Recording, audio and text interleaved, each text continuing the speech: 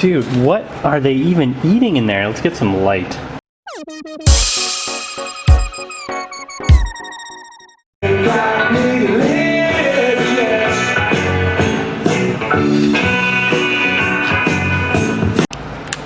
Like, what is that? Little popcorn seeds, it almost looks like? Frickin' mice are disgusting, man. I really just dislike mice. I really dislike them.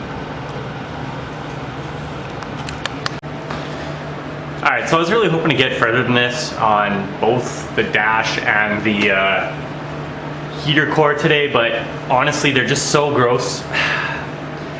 I don't really want to put them back in. I want to pressure wash them. It's still below zero outside, and I could try to hand wash them, but I think I need to pressure wash them. So I think I'm going to pause on these. I'll do a little bit more with them, but I think we're going to have to move on to something else, because I just don't want to put it in dirty and pull it out. I want to put it in clean. So yeah, that's where these are at.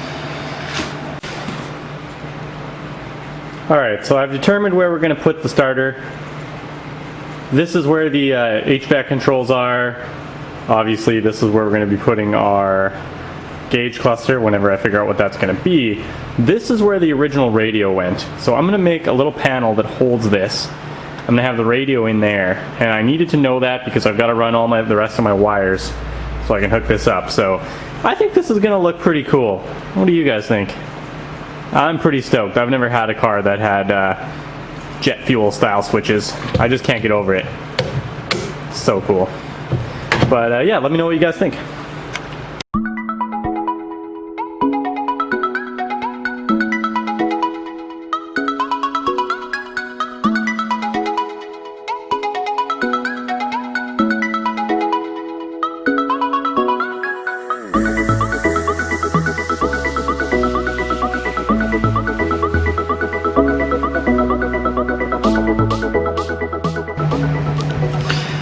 Alright guys, so I just finished soldering up main power, and I just wanted to point out a couple of things. I know these solders look terrible.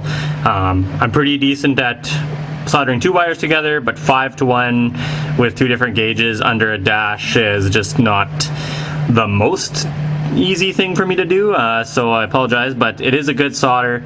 You can see that the solder actually chased up inside the wire. And a big thing that I want to point out when you're checking solders, just go watch Chris Fix's video.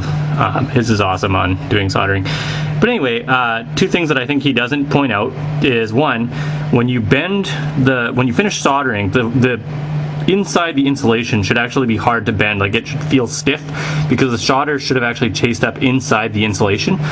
So these are stiff in that sense. So that's one way that you can tell.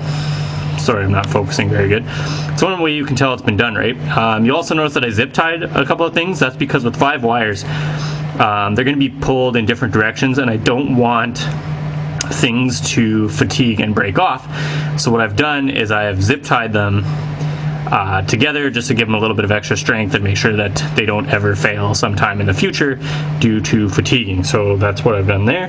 And the final thing that I think is really entertaining that I just found out, if you have a soldering gun like this, it's better to get the high wattage little wand solderers, but this is what I have.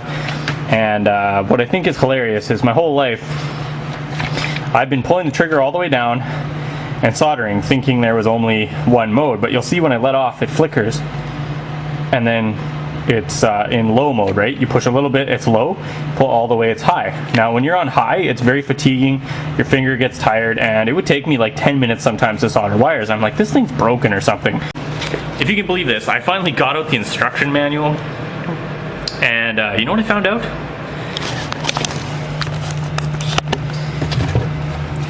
This is actually high, and pulled in all the way is low. So if you have one of these, it doesn't actually indicate anywhere that it's 2-stage. So you might even think that you're pulling it all the way and it should be working. Let off a little bit and it'll actually heat up way faster and do way better solders, especially on the thicker gauge wires. Something that I did not know, that I've been soldering for like over 10 years and didn't know this. Definitely has helped me out a lot. So would recommend reading instructions once in a while. But anyway, main power's wired up. I got to put the Keep Alive power and a couple other things together, but basically we're done all the wiring on the interior of the car. And all I got to do now is some relays and some switches. We're getting real close here. So I really want to keep these switches for the washer fluid and the lights here, but I can't seem to figure out how they come apart. So yeah, we'll try a couple different things here. Hopefully we'll get them off. Never seen anything. It's older than my heyday, so I'm not quite sure how they come apart. Alright, so they don't seem to be coming off, and rather than wasting a bunch of time and potentially wrecking them, I am just going to leave them on there and wash them like that. So she's ready to get cleaned up here.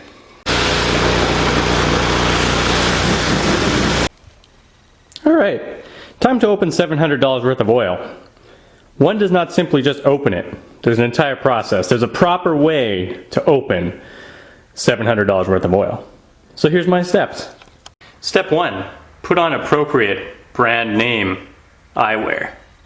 Step 2. Use appropriate brand name knife to open said boxes.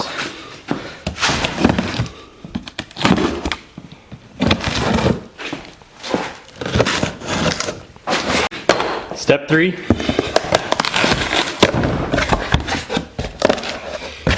Step 3. I'd say admire your project, but that's for the lawnmower. Admire your product, I meant to say. Step 3. Admire your product.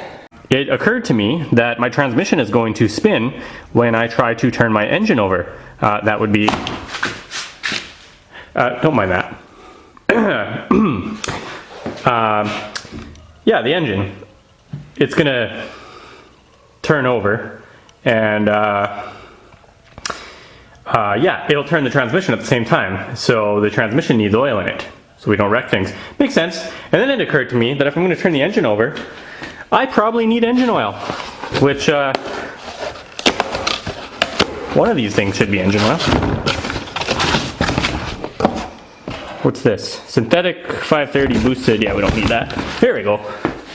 Here's our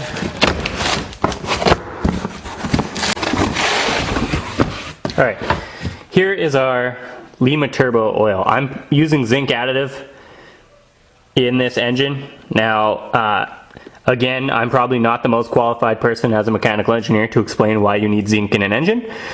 I'm not a student of oil and lubrication technology, despite having spent many hours studying it. I don't consider myself an expert.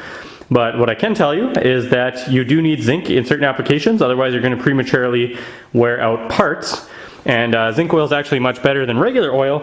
It's just bad for the environment, and like everything that's good in the world, it's bad for the environment, and so we make it illegal. Instead of trying to solve the problems a different way, we just immediately outlaw it. I don't know why I'm ranting about that. Let's get back to building the car. What shall we do with the drunken sailor? What shall we do with the drunken sailor? What shall we do with the drunken sailor? Early in the morning, way hey and up she rises, way hey and up she rises, way hey and up she rises, early in the morning. You know, $700 does not go as far as it used to go. Pretty hurting, $700 in 5 little boxes. Yeah.